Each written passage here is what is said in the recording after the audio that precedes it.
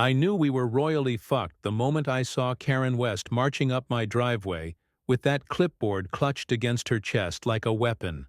Michael Davidson! She didn't walk. She attacked the pavement with her designer heels, each step a declaration of war.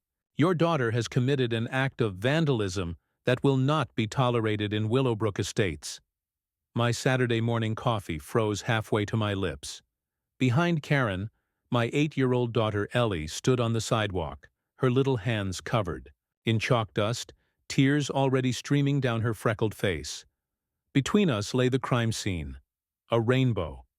A goddamn rainbow drawn in sidewalk chalk, complete with puffy clouds, a smiling sun wearing sunglasses, and a garden of colorful flowers. Beneath. I'm sorry, what? I set down my mug carefully, like I was defusing a bomb. Karen thrust a paper at me with the enthusiasm of someone serving divorce papers. $10,000 fine. Unauthorized marking of HOA property. Due by Friday at 5 p.m. Sharp. The world tilted sideways. I stared at the paper, then at Ellie's rainbow masterpiece. At the bottom, in wobbly 8-year-old handwriting, were the words that would haunt me. For Mommy, to make her smile. You're joking. This has to be a joke. The Willowbrook Estates Homeowners Association doesn't joke about property violations. Mr. Davidson. Karen's smile could have frozen hell itself. Your daughter defaced communal sidewalks. The rules are explicitly clear in Section 14, subsection 3B of the Community Guidelines. It's chalk, sidewalk chalk. It'll wash off with the first rain. Irrelevant. The violation has occurred. Pay the fine or face additional penalties, including but not limited to liens against your property. That's when Ellie found her voice, tiny but defiant through her tears. It's for my mom. She's been sad since the divorce. I wanted to make her smile when she picks me up tomorrow. Something flickered in Karen's eyes. Not sympathy, but calculation. Perhaps this will teach you both about consequences and respecting community standards. She click-clacked away, leaving us with a $10,000 piece of paper and a rainbow that suddenly felt like an act of civil disobedience. I spent Saturday afternoon photographing every angle of Ellie's artwork, the way she'd made each color of the rainbow blend perfectly. The sunglasses on the sun. Because he's cool, Dad. The flowers that included roses for Mom, sunflowers for me, and daisies for her best friend Sophie. Am I going to jail? Ellie asked, sitting on our porch steps. No, sweetheart. No one's going to jail. But $10,000? That's like infinity money. I pulled her close. Let Daddy handle this, okay? Your rainbow is beautiful. Mom's going to love it. That night, after Ellie was asleep, I read through our HOA guidelines, all 247 pages.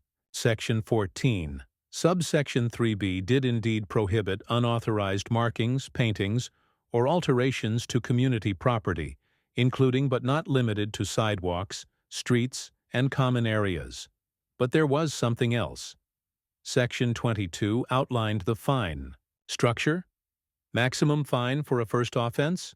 $500. For severe violations? Twice $500. Where the hell did $10,000 come from? I tried reasoning with Karen first, called the HOA office bright and early Monday morning, hat metaphorically in hand. Good morning, Mrs. West. I'm calling about the fine. Mr. Davidson, I expected. Your call. The fine is non-negotiable. But your own guidelines state maximum fines of $20,500. Where does $10,000? Severe violations warrant special consideration. Your daughter's vandalism occurred on a Saturday, disrupting the community's peaceful weekend.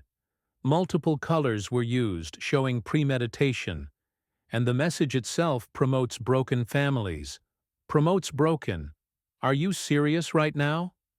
Additionally, you've been previously warned about your lawn height and mailbox positioning. This pattern of disregard. Those warnings were 2 years ago, and the mailbox was off by 1 inch. Pattern of disregard. she continued. Warranted elevated consequences. Pay by Friday or face additional action. I hung up before I said something that would definitely be actionable. That night, Ellie barely touched her dinner. I don't want to draw anymore, she mumbled, pushing peas around her plate with her fork. Sweetheart, this isn't your fault. Ms. West said I'm a vandal, like the bad people on TV who spray paint buildings. Ms. West is... I caught myself. No need to teach my daughter the words I was thinking. Wrong. Your rainbow was beautiful. Art isn't vandalism. But it cost $10,000. Her eyes welled up again. That's like all the money in the world. We could buy a house with that. Not quite a house, but I see your point. Maybe I should sell my toys. And my bike. And... Stop right there. I took her hands. You're not selling anything. This is a grown-up problem, and I'll handle it. That's when something inside me snapped. Nobody makes my daughter cry over a rainbow.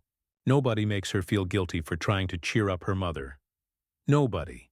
I grabbed my phone and uploaded 2 photos to Facebook. Ellie's rainbow in all its chalky glory, and the fine.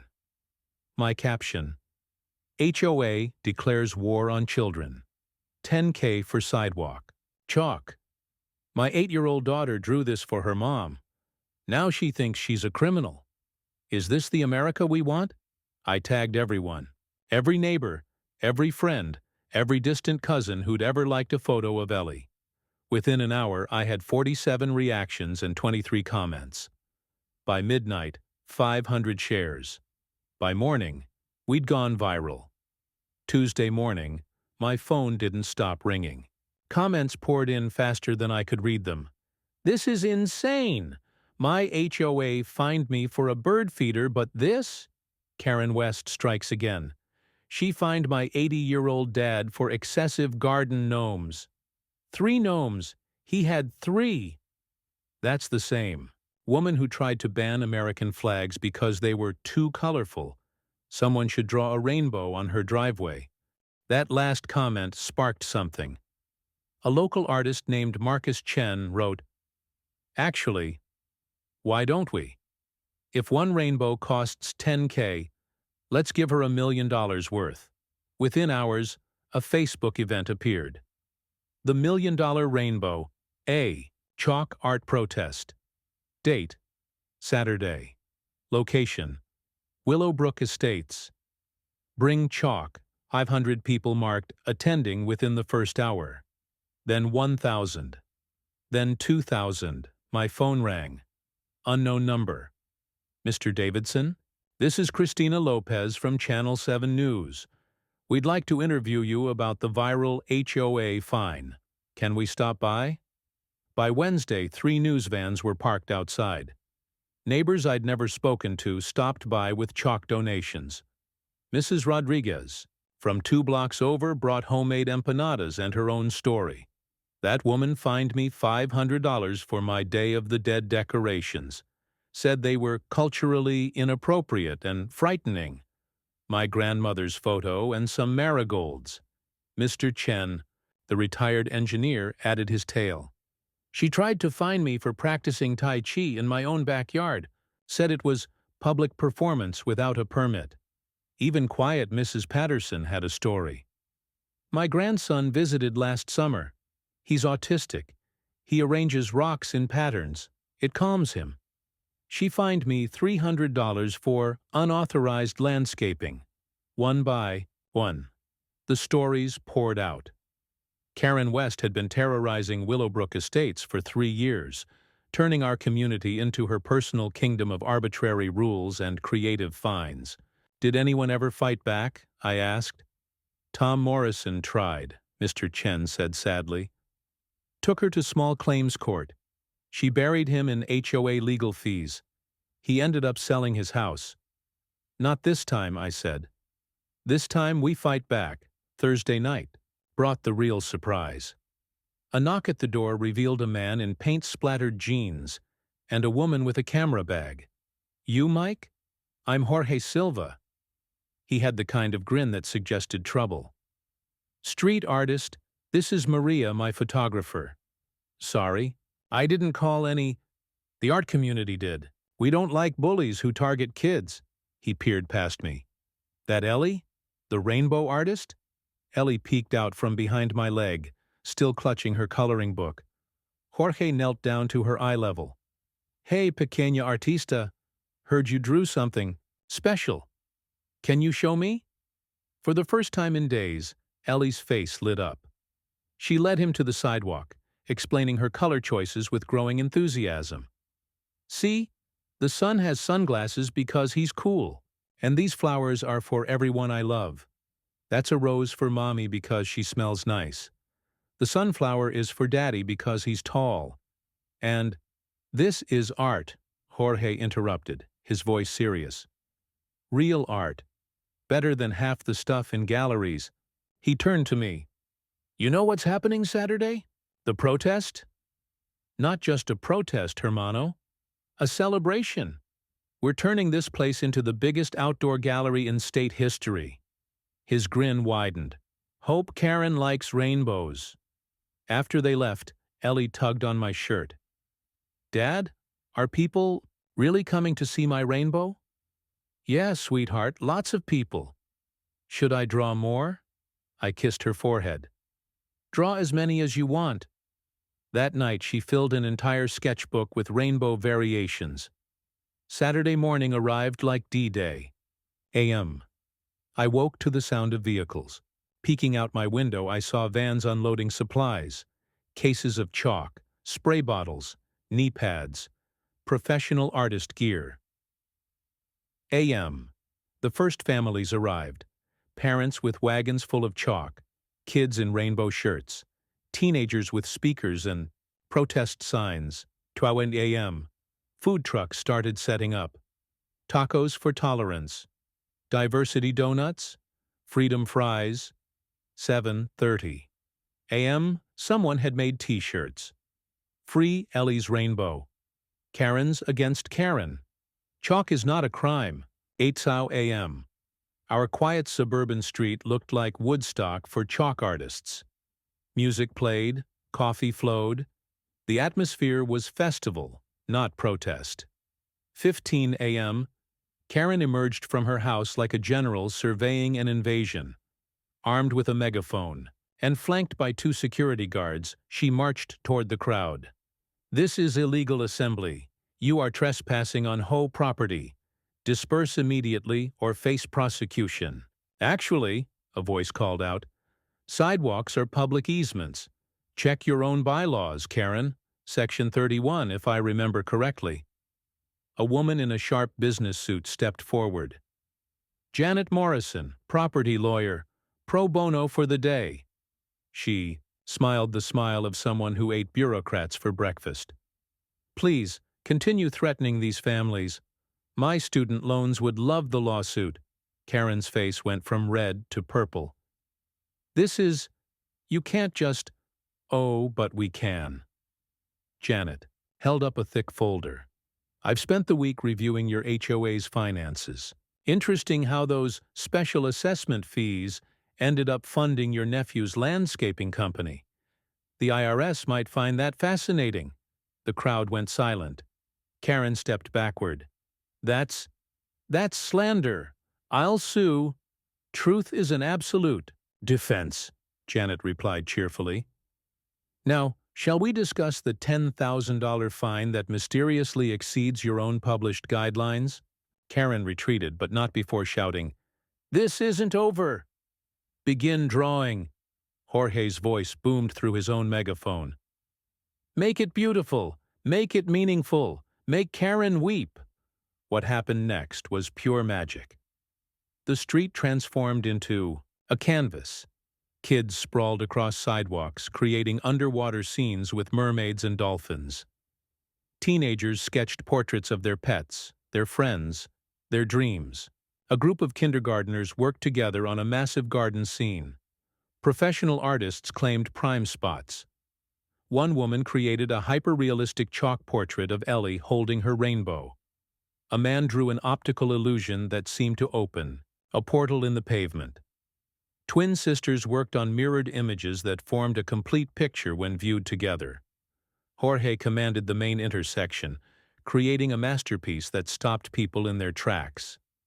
A little girl with Ellie's face stood on a rainbow bridge, painting the gray world below in brilliant colors. The word hope arced overhead in letters that seemed to glow. Ellie herself sat in the middle of it all, surrounded by children who wanted to draw with the famous Rainbow Girl. She taught them her special technique for blending colors, beaming with pride. "Mr. Davidson," a reporter shoved a microphone in my face. "Your daughter's rainbow has inspired the largest chalk art gathering in state history. How do you feel?" I looked around at the controlled chaos. Music playing, families laughing, neighbors who hadn't spoken in years now sharing chalk and stories. The elderly couple from the corner teaching kids how to draw roses. The teenage punk rocker helping a toddler color inside the lines. I feel like this is what community actually looks like. Karen tried everything to stop us. A.M. She called the police. 3 cruisers arrived. The officers took one look at the scene, then joined in. Officer Martinez drew a badge with wings. Officer Johnson sketched his K-9 partner. 30 a.m. She threatened individual lawsuits. Janet Morrison had set up a booth, handing out business cards faster than a Vegas dealer. "Sue away," she called cheerfully. "I haven't had this much fun since law school." 10 a.m. She turned on the sprinkler system. The water hit Jorge's mural just as he was adding shadows. Instead of running, he worked with it, creating a watercolor effect that made the piece even more stunning. Other artists followed suit, turning Karen's sabotage into innovation. 30 a.m. She tried the noise ordinance angle. Someone had brought a decibel meter. 67 decibels, they announced. "Legal limit is 70. We could add a mariachi band." "Don't give them ideas," someone shouted. 20 minutes later, a mariachi band arrived. When 1 a.m. She called a tow truck for illegally parked vehicles. The driver took one look at the news vans, the happy families, and the free donut truck. He parked and asked for chalk. By noon, every inch of sidewalk for 3 blocks was covered in art. The local news had gone live. The helicopter circling overhead wasn't news. It was a tourism board photographing for next year's city guide. "Mr. Davidson," another reporter cornered me, "critics say this promotes lawlessness. Your response?" I gestured to the scene around us. "You see lawlessness? I see a 5-year-old teaching a grandmother to draw butterflies. I see teenagers who usually hide behind phones creating beauty with their hands. I see neighbors actually talking to each other. If that's lawlessness, maybe our laws need examining." That's when the motorcade arrived. 3 black SUVs and a limousine, pulled up like something from a movie. Out stepped Mayor Patricia Collins, the city cultural commissioner, and, to everyone's shock, Gregory Wilmington, the billionaire philanthropist who'd donated millions to city arts programs. "Quite the gathering," the mayor said, studying Jorge's mural. Her eyes found mine. "Mr. Davidson, walk with me." We strolled through the chalk art gallery while cameras followed. The mayor stopped frequently, complimenting young artists, posing for photos, examining details. Behind us, Karen followed with her clipboard practically vibrating with rage. "You know," the mayor said, loud enough for the cameras, "our city has been looking for ways to promote public art, to bring communities together, to fight the stigma that suburbs can't be cultural centers." She stopped at Ellie's original rainbow, now protected by a border of flowers drawn by other children. Some had added their own messages. "Thank you, Ellie. Rainbows forever. You made us brave." This seems like a perfect starting point. Gregory Wilmington stepped forward. "I'll personally cover any fines related to today's event. All of them." He looked directly at Karen. "And I'd like to propose something bigger. He knelt beside Ellie, who was adding a butterfly to her rainbow. "Young lady, would you like to be the youth ambassador for our new annual Rainbow Festival?" Ellie looked at me, eyes wide as dinner plates. I nodded, too choked up to speak. "Can everyone draw?" she asked. "Even kids who aren't good at it?" "Everyone," Wilmington confirmed. "No fines, no judgments, just art." The crowd erupted. Cheers, applause, and someone started a "Ellie! Ellie!" chant that made my daughter hide her face in her hands, grinning. Karen's face cycled through several colors before settling on defeat. "This is... you can't just... the property values..." "Actually," Mayor Collins said cheerfully, "I can." "Mr. Wilmington, shall we discuss the festival details? I believe the city council meets Monday." As they walked away, Karen stood alone in a sea of chalk art. Someone had drawn a perfect portrait of her, but with rainbow hair and a genuine smile. The caption read, "Karen, but happy." She stared at it for a long moment. Her hand traced the rainbow hair. Then, without a word, she turned and walked back to her house. Her resignation letter arrived by email that night.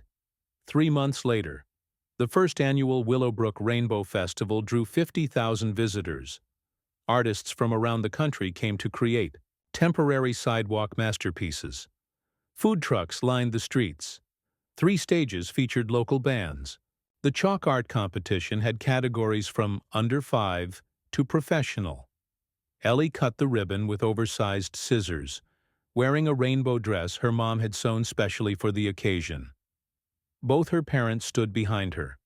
The divorce was still happening, but we'd found a way to co-parent that put Ellie first. "I now declare the Rainbow Festival officially open," she announced, her voice strong and clear. "Remember, art is for everyone, even if you can only draw stick figures." The crowd laughed and cheered as she picked up a piece of chalk and added a small heart to the commemorative mural. Right next to it, she wrote the same words that had started everything. "For Mommy, to make her smile." Her mother wiped away tears. She was smiling. The festival was everything we'd dreamed. Kids' zones with professional artists teaching techniques. Wheelchair-accessible drawing areas with special chalk holders. A sensory-friendly quiet zone for children with autism. Seniors teaching traditional cultural designs to eager students. I found Karen West in the crowd, standing at the back. She wore jeans and a t-shirt. I'd never seen her in anything but business suits. When a little boy offered her chalk, she hesitated. "I don't really draw," she said softly. "That's okay," the boy chirped. "Ellie says everyone can art." Karen knelt and drew a simple flower. The boy added a stem and leaves. Together, they made a garden. "Mr. Davidson," she said when she noticed me, "I owe you an apology." "You owe Ellie one." "You're right." She stood, dusting off her knees. "I got so caught up in control, in rules, in maintaining what I thought was perfection. I forgot why we live in communities in the first place." "And why's that?" She gestured at the festival. "This, connection, joy, watching that little boy teach me to draw badly." She almost smiled. "I've enrolled in art classes, watercolors. I'm terrible. But the teacher says that's where everyone starts." Before I could respond, Ellie ran up, dragging a new friend. "Dad! Dad! This is Marcus. He's going to teach me 3D chalk art. Can you take a picture for Mom?" As I pulled out my phone, Karen quietly slipped away. But not before I caught her buying her own set of rainbow chalk from a vendor. Jorge's mural became permanent, transferred to the side of the community center with special fixatives. Below it, a bronze plaque, in honor of Ellie Davidson, age 8, who reminded us that joy shouldn't come with a price tag, and to all the children who color outside the lines. The HOA bylaws were completely rewritten. Section 15(4.2) now reads, "Temporary chalk art by residents of any age is permitted and encouraged as an expression of community spirit. Rainbow drawings receive special protection." But the best part? Every morning I find new chalk drawings on our sidewalk. Stars, butterflies, hopeful messages, abstract swirls, practice alphabets, love notes, memorial tributes, celebration announcements. Nobody finds us anymore, and Ellie? She never stopped drawing. She just got better chalk. Her original rainbow lasted 2 more days before rain washed it away. But by then, it didn't matter. The photo had been shared over 1 million times. It was printed on festival posters, painted on the water tower, and featured in a museum exhibit about art and activism. But for Ellie, it remained what it always was, a picture for her mom, to make her smile. Sometimes the smallest acts of rebellion, a rainbow on a sidewalk, can change everything. You just need someone brave enough to pick up the chalk, even if she's only 8 years old. Last week I overheard Ellie talking to her friends.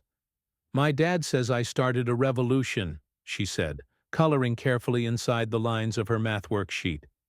"Did you?" her friend Sophie asked. Ellie considered this. "Nah, I just wanted to make my mom happy. But if revolutions come with festivals and free chalk, I'm okay with that." The teacher, passing by, added a gold star to Ellie's paper. In the margin, she drew a tiny rainbow. Revolution or not, something had changed in Willowbrook Estates. We'd learned that communities aren't built on rules and restrictions. They're built on connections, compassion, and sometimes, just sometimes, on the courage of a little girl with a piece of chalk and a heart full of love.